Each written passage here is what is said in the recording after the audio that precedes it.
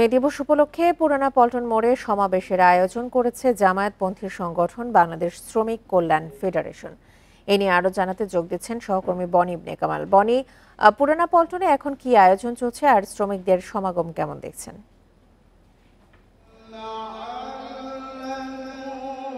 দেখুন, নির্ধারিত যে সময় সকাল ৯টায়, সেই সময় কিন্তু এই অনুষ্ঠানটি শুরু হয়েছে এবং সেই অনুষ্ঠানের যে শুরু হওয়ার পরই কিন্তু আমরা দেখতে পাচ্ছি রাজধানীর বিভিন্ন প্রান্ত থেকে এই শ্রমিক দিবসের যে সমাবেশ, বিশাল সমাবেশ, সেই সমাবেশে মানুষজন আসতে শুরু করেছে। এবং আমরা যদি আপনাকে এখনকার দেখতে পাচ্ছি যে এই মুহূর্তে কোরআন তেলাওয়াত চলছে এবং তার পরবর্তীতে আসলে যে মূল কার্যক্রম, সেই কার্যক্রম কিন্তু শুরু হবে। তবে এরই মধ্যে আমরা দেখতে পাচ্ছি যে প্রান্ত থেকে শ্রমিকরা, আসলে যারা শ্রমিক দিবসের, তারা দলে দলে এসে যোগ দিয়েছে। বাংলাদেশ শ্রমিক কল্যাণ ফেডারেশনের আয়োজিত এই সমাবেশে জামায়াতে ইসলামের আমির ডাক্তার শফিকুর রহমান সহ জামাতের সেন্ট্রালের বিভিন্ন নেতারাও কিন্তু এখানে অংশ নেবেন, তারা বক্তব্য রাখবেন বলে আমরা জানতে পেরেছি। দেখাই বা জানাই যে এখনকার যে পরিস্থিতি, সেটা কিন্তু আমি দেখতেই পাচ্ছি যে পুরো যে এই পল্টন মোড়ে আসার আগের যে জায়গাটি, পল্টন মোড়ের এই জায়গাতে আসার জন্য যে রাস্তাগুলো রয়েছে, সেগুলোকে দলে দলে শ্রমিকরা কিন্তু আসছেন। তাদের সঙ্গে আমি কথা বলার চেষ্টা করছিলাম, তারা কিন্তু বলছিলেন যে শ্রমিকদের যে অধিকার, সেই অধিকার আদায়ের জন্যই তারা আসলে এরকম একটি সমাবেশে যোগ দিয়েছেন। শ্রমিকের যে ন্যায্য পাওনা, সেটি যেন বুঝে পায়, এমন প্রত্যাশাও কিন্তু তারা বারবারই ব্যক্ত করছিলেন। তো এখন পর্যন্ত আমরা মূল যে আয়োজন, এই অনুষ্ঠানের মূল আয়োজন কিন্তু এখনো শুরু হয়নি। মূল আয়োজন আর কিছুক্ষণের মধ্যেই শুরু হবে। কোরআন তেলাওয়াত চলছে এখনো। কোরআন তেলাওয়াত শেষ হওয়ার পর তারপরে এখানে যারা শ্রমিক কল্যাণ ফেডারেশনের নেতৃবৃন্দ রয়েছেন, তারা কিন্তু বক্তব্য রাখা শুরু করবেন। এবং এরই প্রেক্ষিতে আমরা, যেহেতু এখানে প্রধান অতিথি করা হয়েছে জামায়াত ইসলামের আমির ডাক্তার শফিকুর রহমানকে, তিনিও বক্তব্য রাখবেন। তিনি নিশ্চয়ই শ্রমিকদের স্বার্থ সংশ্লিষ্ট যে রাজনৈতিক বিষয়গুলো রয়েছে, সেই বিষয়গুলো নিয়েও কথা বলবে। এখন পর্যন্ত আমরা এখানকার আয়োজক যারা রয়েছে তাদের সঙ্গে যতক্ষণ কথা বলেছি, তারা কিন্তু বলছিলেন যে একটা বিপুল সমাবেশ এখানে জড়ো হবে এবং সেটি কিন্তু আমরা দেখতে পাচ্ছি। এবং সেই অনুযায়ী কিন্তু আমরা দেখতে পাচ্ছি যে প্রচুর পরিমাণে সমাবেশে মানুষজন যোগ দিতে ঢাকার বিভিন্ন প্রান্ত থেকে আসছেন। আমরা কাকরাইল বা অন্যান্য যে জায়গাগুলো, আসলে এই পল্টনে আসার ক্ষেত্রে যত যে পয়েন্টগুলো রয়েছে, সেই পয়েন্টগুলো কিন্তু আমরা দেখতে আসছি। সেখানেও দেখছিলাম যে অনেক মানুষই সমবেত হচ্ছেন যারা এখানে আসবেন। এরই মধ্যে অনেকে এসেছেন, আরো অনেকে আসবেন। যতটুকু ধারণা করা যাচ্ছে, আর 1 ঘন্টার মধ্যে আসলে মূল যে পর্ব, সেই পর্বের কার্যক্রম শুরু হবে। রাজধানীর পুরানা পল্টন থেকে মে দিবসের আয়োজন নিয়ে জানাচ্ছিলেন সহকর্মী বনি ইবনে কামাল। শ্রমিক সংগ্রামের 139 বছর পেরিয়ে গেলেও এখনো পুরোপুরি নিশ্চিত হয়নি তাদের অধিকার ও নিরাপত্তা। শ্রমিক নেতারা বলছেন, সরকার ও মালিকপক্ষের আন্তরিকতার অভাবে অধিকার বঞ্চিত তারা। শ্রম সংস্কার কমিশনের 18 দফা সুপারিশ কার্যকর হলে সুফল মিলবে বলে মনে করেন অর্থনীতিবিদরা।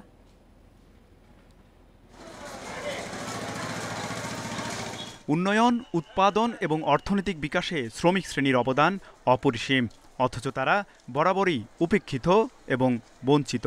মালিকের শোষণ থেকে বাঁচতে এবং অধিকার আদায়ে শ্রমিকরা এখনও রাজপথে জানান দিয়ে যাচ্ছেন নিজেদের শক্ত অবস্থান। শ্রমিকের অধিকার আদায়ে দেশের শিল্প খাতে ট্রেড ইউনিয়নের গুরুত্ব থাকলেও নানা বিধিনিষেধে বাস্তবে তা কার্যকর নয়। তবে তা শিথিল করা নিয়ে দীর্ঘদিন ধরে দেশি বিদেশি চাপ রয়েছে। ট্রেড ইউনিয়ন নিবন্ধনে হয়রানি বন্ধে মোট শ্রমিকের আনুপাতিক শর্ত শিথিলে জোর দিয়েছে শ্রম সংস্কার কমিশন। রাষ্ট্র যদি তার নিরপেক্ষ জায়গায় না যেতে পারে, তাহলে পরে এই বিষয়টির পরিবর্তন হবে বলে আমরা মনে করি না। শ্রম আইনে বলা থাকলেও এখনও পেশাগত অসুস্থতায় শ্রমজীবী মানুষের স্বাস্থ্যসেবা নিশ্চিত হয়নি বলে অভিযোগ শ্রমিক নেতাদের। তাদের মতে, রাষ্ট্রের ব্যবস্থাপনায় এ খাতে শ্রমিকদের ব্যয় মালিককেই নিশ্চিত করতে হবে। মালিকের সম্পদ উৎপাদন করতে যেই শ্রমিক এই অসুস্থতাটাই আক্রান্ত হচ্ছে, ফলে তাকে সুস্থ করে তোলার দায়িত্ব এই মালিকের দায়িত্ব দিলেই সেটি কার্যকর হয় না। আমরা আইনে থাকা সত্ত্বেও শ্রমিকরা সেই সুবিধাটি পাচ্ছে না। এই জন্য আমরা রাষ্ট্রের কাছে দাবি করছি। দেশের তৈরি পোশাক, ট্যানারি সহ ৪২ খাতে ন্যূনতম মজুরি রয়েছে। এখনও ১০০টি খাত ন্যূনতম মজুরি কাঠামোর বাইরে রয়ে গেছে। বিশ্লেষকরা বলছেন, রাষ্ট্র নিরপেক্ষ জায়গায় যেতে না পারলে শ্রমিকের অধিকার বাস্তবায়ন সম্ভব নয়। মজুরি সংক্রান্ত সুপারিশগুলো বাস্তবায়ন করে একটি জাতীয় মজুরি বাস্তবায়নের দিকে যদি ধীরে ধীরে এগোয়, তাহলে ভবিষ্যতে আমরা মনে করি যে শ্রমিকদের জন্য জীবনমান সম্পন্ন একটি মজুরি পাওয়ার সুযোগ তৈরি হবে। শ্রমিক অধিকার নিশ্চিতে সম্প্রতি অন্তর্ভুক্তিমূলক উন্নয়ন, শ্রমিক আবাসন তহবিল, মূল্যস্ফীতির ভিত্তিতে মজুরি বৃদ্ধি সহ ২৫টি সুপারিশ অন্তর্বর্তী সরকারকে জমা দিয়েছে শ্রম সংস্কার কমিশন। তৌহিদ রানা, ইন্ডিপেন্ডেন্ট নিউজ, ঢাকা। কর্মক্ষেত্রে নানা সংকটে জর্জরিত মৌলভীবাজারের চা বাগানের শ্রমিকরা। স্বাস্থ্যসেবা, আবাসন, শিক্ষা ও ন্যায্য মজুরিতে রয়েছে সীমাহীন ঘাটতি। বাগানের কর্মস্থলে শ্রমিকদের জন্য নেই শৌচাগার সহ বিশুদ্ধ পানি কিংবা বিশ্রামাগার। দীর্ঘদিন বাগানে বসবাস করলেও ভূমির মালিকানা থেকে বঞ্চিত চা শ্রমিকরা। ছবির মতোই সুন্দর মৌলভীবাজারের বিস্তীর্ণ চা বাগান। প্রায় ১ লাখ শ্রমিক প্রতিদিন হাড়ভাঙা পরিশ্রম করেন এসব বাগানে। তবে তাদের জীবন মানেই দারিদ্র্য, কষ্ট আর সীমাহীন চাহিদার হিসাব না মেলার গল্প। আর্থিক টানাপোড়েন, বাসস্থানের দুরবস্থা, শিক্ষা ও স্বাস্থ্য সুবিধার অভাব নিত্যসঙ্গী। প্রায় বাগানেই কর্মস্থলে শ্রমিকদের নেই শৌচাগার সহ বিশুদ্ধ পানি কিংবা বিশ্রামাগার। আটার দাম 1 কেজি 40 টাকা, 1 কেজি চাউলের দাম 60 টাকা। আমরা কি দিয়া খাইমু? এটা ঘর না, একটা বাড়ি না, মাত্র একটা আছে ঢালাই ঘর, আর একটা ঢালাই ঘর আছে 10 লোক। আমরা অসুবিধা হয়, খানি পানির অসুবিধা হয়, কাপড় লাতা, বাচ্চা কাচ্চা পড়ানি অসুবিধা হয়, সব কথার মাঝে আমরা অসুবিধা। ২০০ বছর ধরে বাগানে বসবাস করলেও ভূমির মালিকানা থেকে বঞ্চিত চা শ্রমিকরা। অভিযোগ আছে, মালিক শ্রমিক দ্বিপাক্ষিক চুক্তি হলেও অনেক বাগান সময় মতো দিচ্ছে না মজুরি। আইন এবং চুক্তিতে যেগুলা আছে মালিক পক্ষ সেগুলো কিন্তু বাস্তবায়ন করতেছে না। সেটা আমরা অনুরোধ জানাচ্ছি যে মালিক পক্ষ যাতে সেই দাবিগুলো, তাদের যে প্রাপ্যগুলো, তারা যাতে অতি সত্বর এগুলো বাস্তবায়ন করে। চা শ্রমিকদের অধিকার নিশ্চিতে বারবার দাবি উঠলেও মাঠের বাস্তবায়ন খুবই ধীর। অথচ এই জনগোষ্ঠী দেশের অর্থনীতিতে গুরুত্বপূর্ণ অবদান রাখছে যুগ যুগ ধরে। মৌলভীবাজার জেলা মূলত চা শ্রমিক অধ্যুষিত এলাকা এবং এই চা শ্রমিকের একটি বৃহৎ অংশ নারী শ্রমিক রয়েছে। এখানে নারী শ্রমিকদের অধিকার ভোগ করছে এবং সরকার, মালিক, শ্রমিক, নেতৃবৃন্দ সকলে মিলে এই শিল্পটাকে এগিয়ে নেওয়ার জন্য কাজ করছে। মৌলভীবাজারে ছোট বড় ১২০টি চা বাগানে কাজ করেন প্রায় ১ লাখ শ্রমিক। Independent news. রাজনৈতিক দল গণতন্ত্রের নিয়ামক হলেও নাম সর্বস্ব দল ক্ষতিকর। দেশে গত ৮ মাসে ২৬টি নতুন দলের আত্মপ্রকাশ নিয়ে একথা বলছেন বিশ্লেষকরা। তাদের মতে নতুন দলগুলোর বেশিরভাগেরই তেমন কোনো রাজনৈতিক কার্যক্রম নেই। ব্যক্তিস্বার্থ ও নির্বাচনী জোটে ঢুকে ২-১টি আসন বাগিয়ে নেয়াই তাদের লক্ষ্য। ছাত্র জনতার গণঅভ্যুত্থানের মুখে গত ৫ আগস্ট দেশ ছেড়ে ভারতে পালিয়ে যায় পতিত সরকারের প্রধানমন্ত্রী শেখ হাসিনা। পতন হয় ১.৫ যুগের স্বৈরশাসনের। গণঅভ্যুত্থানের নেতৃত্ব দেয়া বৈষম্য বিরোধী ছাত্র আন্দোলনের নেতারা নতুন রাজনৈতিক দল জাতীয় নাগরিক পার্টি এনসিপি গঠন করেন। এছাড়া গত ৮ মাসে নিউক্লিয়াস পার্টি, জনপ্রিয় পার্টি, জাগ্রত পার্টি, আমজনতার দল, আমজনতা পার্টি, বাংলাদেশ সংস্কারবাদী পার্টি, বাংলাদেশ মুক্তির ডাক, বাংলাদেশ গণতান্ত্রিক পার্টি সহ ২ ডজনের মতো দল ও প্ল্যাটফর্মের আত্মপ্রকাশ ঘটে।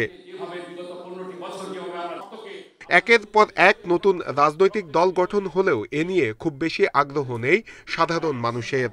নতুন দল গঠন করতেছেন, দেশের কোনো আপনার কোনো রাজনৈতিক পরিচয় নেই, ব্যাকগ্রাউন্ড নেই, আপনি কোনো সময় রাজনীতি করেন নাই, তারপর আপনি এসে পড়ছেন। এত দল আসলে আমাদের আসলে যে রাষ্ট্র যে অবকাঠামো এটা উন্নত হওয়া আসলে এটা হবে না। গণঅভ্যুত্থানের নেতৃত্ব দেয়া ছাত্র জনতার দল এনসিপিকে স্বাগত জানালেও নাম সর্বস্ব কিছু নতুন দলকে গণতন্ত্রের জন্য ইতিবাচক মনে করছেন না বিশ্লেষকরা। এই নাম সর্বস্ব দল গণতন্ত্রের জন্য খুবই খারাপ। দল ভালো, কিন্তু নাম সর্বস্ব দল খুবই খারাপ হলো জনগণের জন্য এবং নির্বাচনী প্রক্রিয়ার জন্য ভালো, কারণ নির্বাচনী প্রক্রিয়ায় অসৎ উদ্দেশ্যে এই নাম সর্বস্ব দল অংশগ্রহণ হয়ে থাকে। বিশ্লেষকরা বলছেন বেশিরভাগ দলই এসেছে ব্যক্তি স্বার্থে, যার কোনো রাজনৈতিক উপযোগিতা নেই। মূলত ভোটের সময় কোনো জোটে ঢুকে একটি বা দুটি আসন নেয়াই তাদের লক্ষ্য। তারা গণতান্ত্রিক ব্যবস্থায় কন্ট্রিবিউট করার জন্য রাজনৈতিক দল গঠন করেন। এইটা যতটা না তার চেয়েও বেশি হচ্ছে রাজনৈতিক দল গঠনের মধ্য দিয়ে নিজের কিছু ব্যক্তিগত উদ্দেশ্য বা একটা গোষ্ঠীগত উদ্দেশ্য সেটাকে চরিতার্থ করার লক্ষ্য থাকে। এখন পর্যন্ত নির্বাচন কমিশনে নিবন্ধিত দল 50টি, আরও 46টি নিবন্ধনের আবেদন জমার সময় বাড়ানোর দাবি জানিয়েছে, যার বেশিরভাগই নাম সর্বস্ব। নূরে আলম, ইন্ডিপেন্ডেন্ট নিউজ, ঢাকা। প্রধান উপদেষ্টার ঘোষিত সময়ে নির্বাচনে আপত্তি নেই এনসিপির। বুধবার রাজধানীর বাংলা মোটরে গণসংহতি আন্দোলনের সাথে বৈঠক শেষে দলটির আহ্বায়ক নাহিদ ইসলাম জানান, এই মুহূর্তে কোনো জোটে যেতে চায় না এনসিপি। রাখাইনে মানবিক করিডোর হিসেবে নাহিদ বলেন, এই সিদ্ধান্তের আগে সব রাজনৈতিক দলের সাথে সরকারের আলোচনা করা জরুরি ছিল।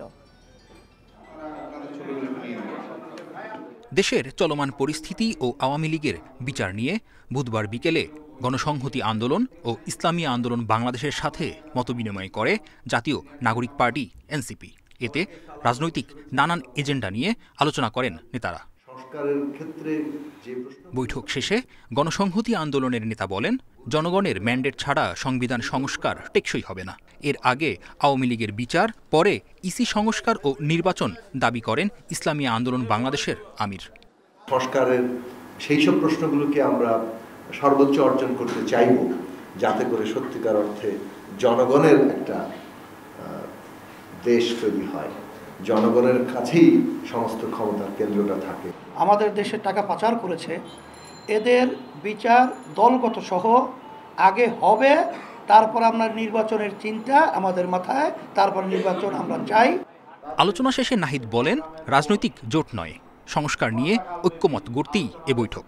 নির্বাচন প্রসঙ্গে বলেন, পুরনো আইন দিয়ে নির্বাচনের প্রস্তুতি চলছে, এর সংস্কার প্রয়োজন। নির্বাচন কমিশন পুরনো আইন দ্বারাই পরিচালিত হচ্ছে, সংস্কারের যে বিষয়টা সেটাকে পাশ কাটিয়ে কেবল নির্বাচনের প্রস্তুতির কথা বলতেছে। এই বিষয়গুলো জনমনে এক ধরনের সংশয় তৈরি করছে। তো আমরা এই বিষয়গুলো নির্বাচন কমিশনের যে সংস্কার হয়েছে সেটার পুনর্গঠন, এই বিষয়গুলো নিয়ে আমরা আলোচনা করেছি। রাখাইনে মানবিক করিডোর নিয়ে নাহিদ বলেন, এ নিয়ে সব রাজনৈতিক দলের সঙ্গে সরকারের আলোচনা জরুরি ছিল। এরকম একটা গুরুত্বপূর্ণ বিষয়ে সিদ্ধান্ত নেওয়ার জন্য অবশ্যই রাজনৈতিক দলগুলোর সাথে আলোচনা করে নেওয়া প্রয়োজন ছিল, কারণ এই সরকার কিন্তু একটা কনসেনসাসের ভিত্তিতেই তৈরি হয়েছে বা পরিচালিত হচ্ছে। দেশের সংকট ও সংস্কারের তাগিদে রাজনৈতিক দলগুলোর সাথে সংলাপ অব্যাহত থাকবে বলেও জানান এনসিপি নেতা। মেহেদী হাসান, ইন্ডিপেন্ডেন্ট নিউজ, ঢাকা। বাংলাদেশ ও মিয়ানমার দুই দেশের সরকার একমত হলেই রাখাইনে মানবিক সহায়তা পাঠাতে করিডোর চালু করতে পারবে জাতিসংঘ। এ কথা জানিয়েছেন ঢাকায় নিযুক্ত সংস্থাটির আবাসিক সমন্বয়কারী গোয়েন লুইস।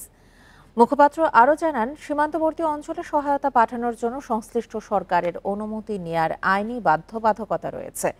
বুধবার জাতিসংঘের আবাসিক সমন্বয়কারীর দপ্তর থেকে পাঠানো বিবৃতিতে আরও জানানো হয়, অনুমতি না পেলে সরাসরি ভূমিকা রাখতে পারে না জাতিসংঘ। বাংলাদেশে আশ্রয় নেওয়া রোহিঙ্গাদের সহায়তা দিচ্ছে জাতিসংঘ। রাখাইনে মানবিক পরিস্থিতির অবনতি নিয়েও উদ্বিগ্ন সংস্থাটি। মুখপাত্র আরও বলেন, বাংলাদেশ যাতে রোহিঙ্গাদের চাপ মোকাবেলা করতে পারে সেজন্য আন্তর্জাতিক সম্প্রদায়ের সহায়তা পেতে কাজ চলছে।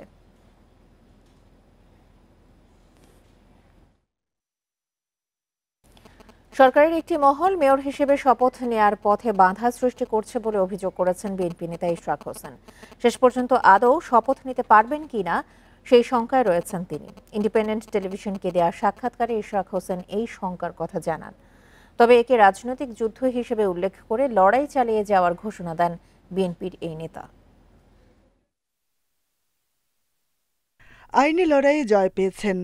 আদালত থেকেও ঢাকা দক্ষিণের মেয়র হিসেবে নাম ঘোষণা হয়েছে। এরপর নির্বাচন কমিশন থেকেও প্রকাশ হয়েছে গ্যাজেট। তবুও ঢাকা দক্ষিণ সিটির মেয়র হিসেবে শপথ নেয়ার ক্ষেত্রে শঙ্কা কাটছে না বিএনপি নেতা ইশরাক হোসেনের। আমি ওথ কবে নিচ্ছি বা আদৌ নিতে পারবো কিনা, আমাকে ওথ নিতে দেবে কিনা, এটাও সরকারের উপর নির্ভর করতে। অবশ্যই আশঙ্কা রয়েছে, কারণ যেহেতু পূর্ববর্তী ধাপগুলায় আমি বাধা ফেস করে এসেছি, তো আমার ব্যক্তিগতভাবে আমি নিশ্চিত যে এখানে সরকারের একটি মহল দৃঢ়ভাবে চাচ্ছে না এবং এটাকে থামানোর জন্য তারা আপ্রাণ চেষ্টা করছে, এটা আমি নিশ্চিত আমার ব্যক্তিগতভাবে। শপথ নিলে ইশরাক হোসেন কতদিন মেয়র পদে থাকতে পারবেন তা নিয়ে আইনগত জটিলতা রয়েই গেছে। সেক্ষেত্রে কি ভাবছেন ইশরাক? আমি যদি লজিক দিয়ে আসতে চাই, 1 মাস মেয়াদ কার রয়েছে? অপসারিত মেয়র তাপস, তার 1 মাস মেয়াদ রয়েছে। আমার ইশরাক হোসেন, আমার তো মেয়াদ শুরুই হয় নাই, তো এখানে মেয়াদ শেষের প্রশ্নটা এখানে আনাটা অবান্তর বলে আমি মনে করি এবং প্রয়োজন বোধে আমরা এটার একটা সমাধান চাওয়ার জন্য আবারও আদালতের দ্বারস্থ হব। মেয়র পদে গ্যাজেট নিয়ে অযথাই বিতর্ক সৃষ্টি করা হচ্ছে বলেও মনে করেন ঢাকার সাবেক মেয়রের ছেলে ইশরাক হোসেন। এটা কিন্তু একটা পলিটিক্যাল ফাইটে পরিণত হয়েছে আমার জন্য। আমি যেখানে মেয়র হিসেবে দায়িত্ব নিলে কারো স্বার্থে আঘাত লাগতে পারে, কারো রাজনৈতিক স্বার্থ থাকতে পারে, কারো অর্থনৈতিক স্বার্থ থাকতে পারে। মেয়র হিসেবে শপথ নেয়ার বিষয়টি পুরোপুরি সরকারের ওপর নির্ভর করছে বলে জানান ইশরাক। Jahanara Parvin, independent news, Dhaka. ইশরাকের মেয়র ইস্যুতে সময় মতো মত দেয়নি আইন মন্ত্রণালয়। নির্বাচন কমিশনার আবুল ফজল মোহাম্মদ সানাউল্লাহ জানান, আদালতের আদেশ বাস্তবায়ন করতে গেজেট প্রকাশ করা হয়েছে। বুধবার কমিশন সভা শেষে সাংবাদিকদের কাছে এসব কথা বলেন তিনি। গত 27 এপ্রিল ইশরাককে ঢাকা দক্ষিণ সিটি কর্পোরেশনের মেয়র ঘোষণা করে গেজেট প্রকাশ করে নির্বাচন কমিশন। এতে ক্ষোভ জানিয়ে আইন উপদেষ্টা বলেন, মত না নিয়েই গেজেট প্রকাশ করেছে ইসি। গত 27 মার্চ 2020 সালের 1 ফেব্রুয়ারি অনুষ্ঠিত সিটি কর্পোরেশন নির্বাচনের ফল বাতিল করে ইশরাক হোসেনকে বিজয়ী ঘোষণা করে রায় দেয় আদালত। একই সঙ্গে শেখ ফজলে নূর তাপসের গেজেট বাতিল করা হয়। আমরা দ্রুততম সময়ের মধ্যে মতামত চেয়েছিলাম। আমাদের 27 তারিখ, আমাদের 25 তারিখ ছিল তো 10ম দিন, 25 তারিখ ছিল শুক্রবার। 26 আমরা যেহেতু শুক্রবার ছিল, আমরা একটু অ্যাডভান্টেজ নিয়েছিলাম 2 দিনের, যে শুক্র শনি ছুটির দিন। আমরা রবিবারের দিন বিকেল 5টা পর্যন্ত ওয়েট করে, আমরা যেহেতু রিপ্লাইটা পাই নাই, তারপরে আমরা কমিশন সিদ্ধান্ত নিয়ে এটা আমরা যাতে আদালতের আদেশের জন্য ব্যত্যয় না হয়, আমরা সেটা পালন করেছি। পুলিশ বাহিনীকে এমনভাবে সংস্কার করতে হবে যেন আর কেউ দলীয় কাজে ব্যবহার করতে না পারে, এমন মন্তব্য করেছেন বিএনপি মহাসচিব মির্জা ফখরুল ইসলাম আলমগীর। বুধবার বিকেলে ঠাকুরগাঁওয়ের বড়গাঁও ইউনিয়নে হিন্দু সম্প্রদায়ের মানুষের সাথে মত বিনিময়ে তিনি এ মন্তব্য করেন। মির্জা ফখরুল বলেন, বিএনপি এমন রাষ্ট্র গঠন করতে চায় যেখানে বিচার ব্যবস্থা হবে স্বাধীন। তার অভিযোগ, আওয়ামী লীগ 15 বছর ধরে পুলিশকে ব্যবহার করে বিএনপির নেতাকর্মীদের অত্যাচার করেছে। অন্যায়কে প্রশ্রয় না দেওয়ার জন্য পুলিশের প্রতি আহ্বান জানান বিএনপি মহাসচিব। বলেন, বিএনপি সবসময় হিন্দু সম্প্রদায়ের মানুষের পাশে থাকবে। গণতন্ত্র প্রতিষ্ঠার লড়াইয়ে সবাইকে একসাথে কাজ করার আহ্বানও জানান মির্জা ফখরুল।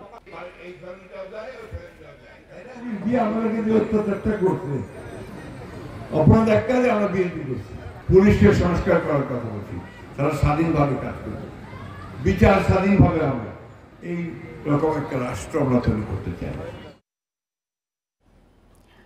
32 বছর পর জাহাঙ্গীরনগর বিশ্ববিদ্যালয়ে কেন্দ্রীয় ছাত্র সংসদ জাকসু নির্বাচনের তারিখ ঘোষণা করেছে কর্তৃপক্ষ। 31 জুলাই সকাল 9টা থেকে বিকেল 5টা পর্যন্ত চলবে ভোট গ্রহণ। বুধবার রাতে জাহাঙ্গীরনগর বিশ্ববিদ্যালয়ের উপাচার্য অধ্যাপক মোহাম্মদ কামরুল আহসান জাকসু নির্বাচনের তারিখ ঘোষণা করেন। পরে ঘোষণা করা হয় নির্বাচনের বিস্তারিত তফসিল। 1972 সালে জাহাঙ্গীরনগর বিশ্ববিদ্যালয়ে কেন্দ্রীয় ছাত্র সংসদ জাকসু প্রতিষ্ঠিত হয়। 1992 সালে সবশেষ জাকসু নির্বাচন হয়। জাকসু নির্বাচনের দাবিতে দীর্ঘদিন ধরে নানা কর্মসূচি পালন করছিলেন জাহাঙ্গীরনগর বিশ্ববিদ্যালয়ের শিক্ষার্থীরা।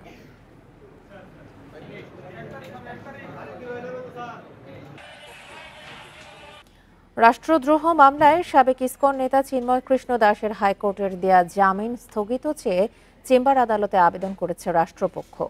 এ নিয়ে শুনানি রোববার। বুধবার বিকেলে প্রথমে রাষ্ট্রপক্ষের আবেদনের ভিত্তিতে হাইকোর্টের দেয়া জামিন স্থগিত করে চেম্বার আদালত।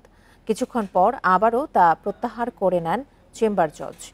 এর আগে বুধবার দুপুরে বিচারপতি আতোয়ার রহমান খান ও আলী রেজার সমন্বয়ে গঠিত হাইকোর্ট বেঞ্চ চিন্ময় দাসের জামিন মঞ্জুর করেন। এর পরপরই চিন্ময় দাসের জামিন স্থগিত চেয়ে চেম্বার আদালতে আবেদন করে রাষ্ট্রপক্ষ। এর আগে 4 ফেব্রুয়ারি তাকে কেন জামিন দেওয়া হবে না তা জানতে রুল দেয় হাইকোর্ট। বুধবার সেই রুলের শুনানিতে রুল যথার্থ ছিল বলে রায় দেয় হাইকোর্ট। গত বছরের 25শে অক্টোবর চট্টগ্রামে সনাতনী সমাবেশ হয়। ওই সমাবেশের পর 31শে অক্টোবর তার বিরুদ্ধে জাতীয় পতাকা অবমাননার অভিযোগে রাষ্ট্রদ্রোহের মামলা হয়।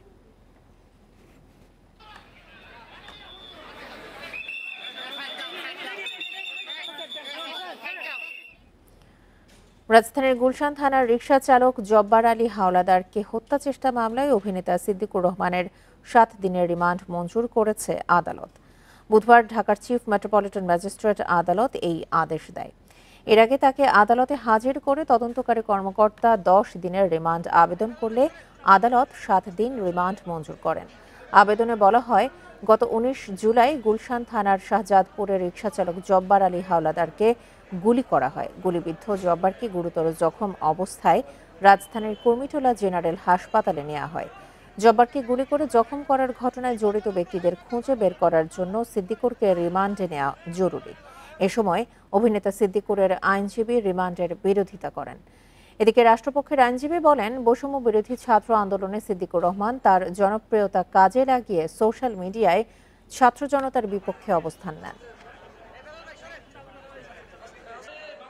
বিজ্ঞ আদালত সন্তুষ্ট হয়ে উনি 7 দিনের রিমান্ড মঞ্জুর করেছেন। তার বিরুদ্ধে অভিযোগ হচ্ছে যারা আন্দোলন করেছে তাদেরকে সর্বোচ্চ পর্যায়ে ডিস্টার্ব করেছে এবং সর্বশেষ সে যা করেছে যে ওই দিন একটা ছেলেকে গুলিবিদ্ধ করা হয়েছে। ওই গুলিবিদ্ধ ছেলেটাকে ছাত্র জনতা হসপিটালে নেওয়ার পথে সে তার নেতৃত্বে আরও কথিত সুশীলদেরকে নিয়ে তাকে হসপিটালে ভর্তি হইতে দেয় নাই। মহান মে দিবসের সাথে যোগ হওয়া 2 দিনের সাপ্তাহিক ছুটিতে পর্যটন কেন্দ্রে বেড়েছে পর্যটক সমাগম। এরই মধ্যে প্রায় সবগুলো হোটেল রিসোর্ট বুকিং হয়েছে।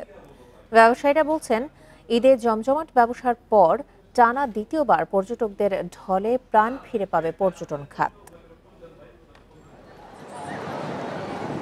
কক্সবাজার বিশেষ দিবস সহ যে কোনো ছুটিতে পর্যটকের ভিড় থাকে এই সমুদ্র সৈকতে। এবার মে দিবসের ছুটি সহ টানা ছুটিতে পরিবার পরিজন নিয়ে জড়ো হয়েছেন অনেকে। পয়লা মের উপলক্ষে তারপর আরও 2 দিন ছুটিও আছে, আরও কয়েকদিন ছুটি এভাবেও দেওয়া হয়েছে। তো এই কারণে আমরা একটু ভাবলাম যে কক্সবাজারে আসি, এখন একটু ওয়েদারটাও সুন্দর, সেফটি সিকিউরিটি অনেক ভালো আর মোটামুটি ভালো এনজয় করছি।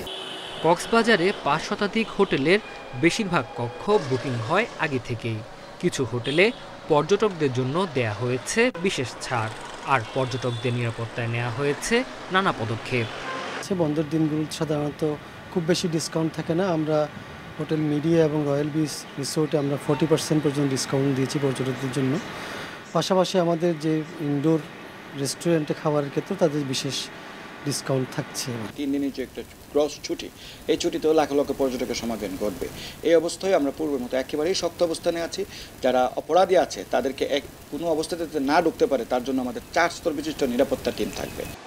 সবুজ পাহাড়, চা বাগান আর অনিন্দ্য প্রাকৃতিক সৌন্দর্যে ভরা মৌলভীবাজারের পর্যটন কেন্দ্রগুলো মুখর ভ্রমণপ্রেমীদের পদচারণায়। গত ঈদেও আমরা মোটামুটি পর্যটকদের সাড়া পেয়েছি। তারপর থেকে একটু পর্যটকদের সমাগম কম হয়েছে। আশা করতেছি আগামী 3 দিনের ছুটি আছে, সেখানে ভালো পর্যটকদের সমাগম হবে। ব্যবসায়ীরা বলছেন, ঈদে জমজমাট ব্যবসার পর দ্বিতীয়বার পর্যটক সমাগমে প্রাণ ফিরে পেয়েছে পর্যটন খাত। পর্যটন শিল্পে সংশ্লিষ্ট ব্যবসায়ীদের ঘুরে দাঁড়ানোর যে প্রচেষ্টা অনেকাংশেই কিন্তু সাফল্য পেয়েছে বলে আমরা মনে করি। শ্রীমঙ্গল উপজেলায় এবং মৌলভীবাজার জেলায় অসংখ্য হোটেল রিসোর্টে পর্যটকরা আসবেন এবং রিসোর্টগুলোতে ইতিমধ্যে শতভাগ বুকিং হয়েছে। টানা 3 দিনের ছুটিতে মাধবকুণ্ড ঝর্ণা, লাউয়াছড়া জাতীয় উদ্যান সহ 50টি দর্শনীয় স্থানে ব্যাপক পর্যটকের সমাগমে আশা করছেন ব্যবসায়ীরা। Tanzil Hasnat, independent news. বরিশাল নগরীতে উদ্বেগজনকভাবে ছড়িয়ে পড়েছে পানিবাহিত চর্মরোগ। সিটি কর্পোরেশনের হিসাবে নগরের বস্তি ও নিচু এলাকার 60 ভাগের বেশি মানুষ এই রোগে আক্রান্ত। জনস্বাস্থ্য বিশেষজ্ঞরা বলছেন, অপরিচ্ছন্নতা, জলাবদ্ধতা ও দূষিত পানির কারণে প্রকট হচ্ছে চর্মরোগ। বরিশাল নগরীর ৫ নম্বর পলাশপুর বস্তি এলাকায় ৬,০০০-এর বেশি মানুষের বাস।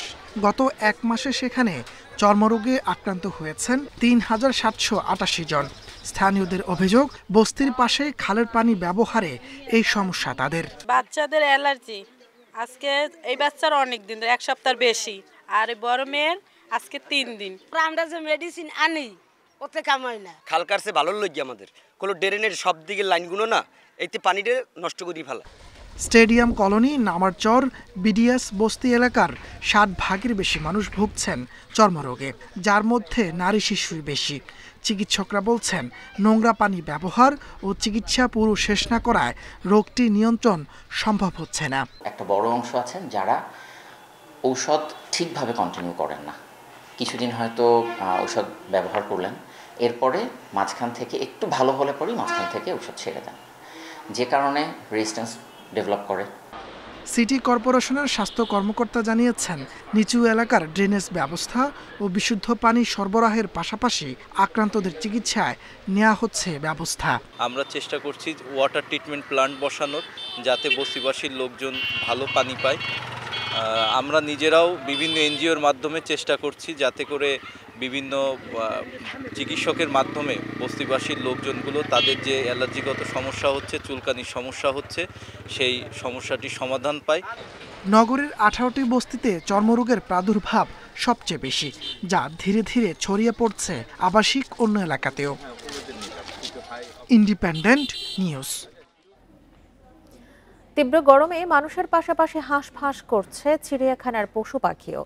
বাঘ, সিংহ সহ অন্যান্য প্রাণীর আচরণেও এসেছে পরিবর্তন। খাঁচায় বন্দি এসব প্রাণীকে সুস্থ রাখতে ভিটামিন সি সমৃদ্ধ খাবার সরবরাহের উদ্যোগ নিয়েছে চট্টগ্রাম চিড়িয়াখানা কর্তৃপক্ষ। সেই সাথে পর্যবেক্ষণে রাখা হচ্ছে বলেও দাবি তাদের। খাঁচার ভেতর তর্জন গর্জন নেই রয়্যাল বেঙ্গল টাইগারের। তীব্র গরমে হাঁসফাঁস করছে বাঘ। ক্লান্ত হয়ে ঝিমিয়ে সময় কাটাচ্ছে তারা। কেউ আবার চৌবাচ্চার পানিতে গা ভিজিয়ে খুঁজছে স্বস্তি। গরমে অতিষ্ঠ জলহস্তি আর কুমিরও একই দশা। জেব্রা, হরিণ, ঘোড়া, ভাল্লুক, ক্যাঙ্গারু, শকুন, চিলসহ ছোট বড় সব পশু পাখির। এরই মাঝে শিশুদের নিয়ে চিড়িয়াখানায় এসেছেন অনেক দর্শনার্থী। চিড়িয়াখানাটা খুব ভালো একটা স্পট, কারণ এটা খুব নতুন করে সাজানো হয়েছে এবং এটা খুব কালারফুল, ছায়া ঘেরা, এবং বাচ্চাদের জন্য এটা পারফেক্ট প্লেস। বাচ্চারা এখানে সে এনজয় করতেছে, মানে এই পশু পাখি দেখে, এই জন্য আমরা আসছি। বৃষ্টির অভাবে গরম বেড়ে যাওয়ায় চিড়িয়াখানায় পশু পাখিদের আচরণে দেখা দিয়েছে ভিন্নতা, বলছেন কর্মকর্তারা। প্রচণ্ড গরম, স্বাভাবিক তারা মুভমেন্টটা তাদের একটু কম, খাওয়া দাওয়া একটু কম, এবং তারা ছায়া এবং পানিতে থাকার বেশি করতেছে। তো সামনে বৃষ্টি হলে আশা করি যে এই ধরনের যে বিরূপ এনভায়রনমেন্টটা এটা চলে যাবে। চিড়িয়াখানায় প্রাণীগুলোকে সুস্থ রাখতে প্রতিদিন চৌবাচ্চার পানি পরিবর্তন করা হচ্ছে। খাবারে ভিটামিন সির পরিমাণ বাড়ানো হয়েছে বলে জানান ভেটেরিনারি চিকিৎসক। আমরা প্রতিদিন তাদেরকে ইলেকট্রোলাইট, ভিটামিন সি এবং পানি স্প্রে করতেছি তাদের গায়ে, এবং সারাদিনে কয়েকবার তাদের যে পানি, গোসলের পানি, সেটা আমরা চেঞ্জ করে দিচ্ছি। যদি কোনো অ্যানিম্যাল যদি একটু দুর্বল বা মনে হয়, তাদেরকে আমরা স্পেশাল যে যত্ন সেটা আমরা নিচ্ছি। চট্টগ্রাম চিড়িয়াখানায় বর্তমানে 66 প্রজাতির 520টি প্রাণী রয়েছে। এর মধ্যে 18টি বাঘ ও 2টি সিংহ। Asad Riton, independent news, Chattogram. April শেষে দেশের বৈদেশিক মুদ্রার রিজার্ভ দাঁড়িয়েছে $27.41 বিলিয়ন। আইএমএফের হিসাব পদ্ধতি অনুযায়ী রিজার্ভ $22.05 বিলিয়ন। বাংলাদেশ ব্যাংকের নির্বাহী পরিচালক ও মুখপাত্র আরিফ হোসেন খান এই তথ্য নিশ্চিত করেছেন। 2023 সালের সেপ্টেম্বর মাসে 21 বিলিয়নে নেমে যায় নেট রিজার্ভ। এরপর ধারাবাহিকভাবে কমে 18 বিলিয়নে নামে। আওয়ামী লীগ সরকারের পতনের পর অর্থ পাচার কমে আসায় বাড়তে শুরু করে রিজার্ভ। দীর্ঘদিন পর রিজার্ভ $22 বিলিয়ন অতিক্রম করল। এর আগে চলতি মাস এপ্রিলের 17 তারিখ পর্যন্ত গ্রস রিজার্ভের পরিমাণ ছিল $26.73 বিলিয়ন বা $2,673 কোটি।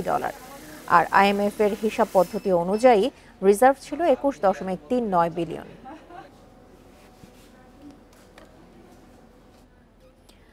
বিশ্বজুড়ে অস্থিরতায় অর্থনৈতিক সংস্কারগুলো শুধু প্রয়োজন নয়, তা বাধ্যতামূলক বলে মনে করেন ইন্টারন্যাশনাল চেম্বারের চেয়ারম্যান মাহবুবুর রহমান। এদিকে কেন্দ্রীয় ব্যাংকের ডেপুটি গভর্নর জানান, দ্রুত সময়ের মধ্যে আর্থিক খাতের সংস্কারগুলো দৃশ্যমান হবে। বুধবার রাজধানীর একটি হোটেলে আয়োজিত সেমিনারে এসব কথা উঠে আসে। মার্কিন প্রেসিডেন্ট ডোনাল্ড ট্রাম্পের নতুন শুল্ক নীতির ফলে টালমাটাল বিশ্ব অর্থনীতি। এমন পরিস্থিতিতে দেশের ব্যাংকিং খাতকে শক্তিশালী করা ও শুল্ক নীতির প্রভাব পরবর্তী পদক্ষেপ নিয়ে এই সেমিনার। এ সময় আইসিসিবির চেয়ারম্যান জানান, দেশের উপর ট্রাম্প প্রশাসনের আরোপ করা শুল্ক বাস্তবায়িত হলে ব্যাংকিং খাতে যথেষ্ট চাপ তৈরি হবে। তবে শুল্ক নীতিকে একটা সুযোগ হিসেবে নিয়ে অর্থনীতির বহুমুখীকরণ করা যেতে পারে বলে জানান আন্তর্জাতিক chamber of commerce global banking কমিশনের চেয়ারম্যান। ট্রাম্পের শুল্ক নীতি সম্পূর্ণরূপে বাস্তবায়িত হলে রপ্তানি আয় সীমাবদ্ধ হয়ে পড়বে। এতে আন্তর্জাতিক বাণিজ্যের উপর নির্ভরশীল খাতগুলো যথেষ্ট চাপের মধ্যে পড়বে।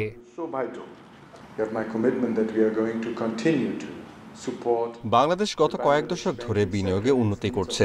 আমরা বাংলাদেশের অর্থনীতির উন্নয়নে সবসময় সহায়তা করব। এদিকে দেশের অর্থনীতির সংস্কারে নেওয়া পদক্ষেপগুলো খুব দ্রুত দৃশ্যমান হবে বলে জানান কেন্দ্রীয় ব্যাংকের এই কর্মকর্তা। আমরা সবার সাথে কথা বলেছি। কেন্দ্রীয় ব্যাংক সবার জন্য উন্মুক্ত। অর্থনীতি পুনরুদ্ধারে নেওয়া আমাদের পদক্ষেপগুলো দ্রুত দৃশ্যমান হবে।